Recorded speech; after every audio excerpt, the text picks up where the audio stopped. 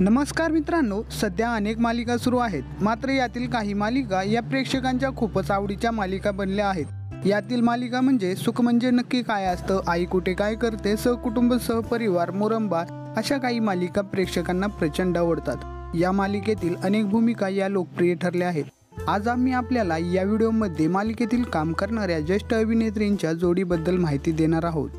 रत्नमाला भाग्य दिले तू मला या मालिकेमध्ये सध्या रत्नमाला ही भूमिका प्रचंड लोकप्रिय होताना दिसत आहे।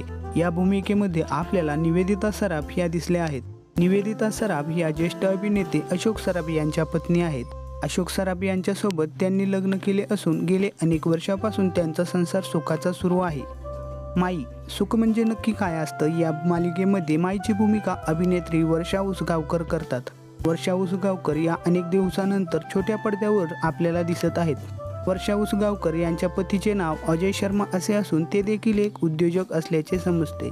जीजी अक्का फुलाला सुगंध मातीचा या मालिकेमध्ये अतिशय लोकप्रिय भूमिका साकारणाऱ्या अभिनेत्री म्हणजेच आदिती देशपांडे या आहेत। आदिती देशपांडे यांनी अनेक मराठी मालिका आणि चित्रपटामध्ये काम केले आहे।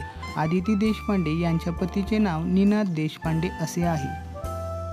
माई तू तेव्हा तशी या मालिकेमध्ये माईची भूमिका देखील अतिशय लोकप्रिय होताना दिसत आहे। माईची भूमिका अभिनेत्री उज्ज्वला जोग यांनी साकारली आहे।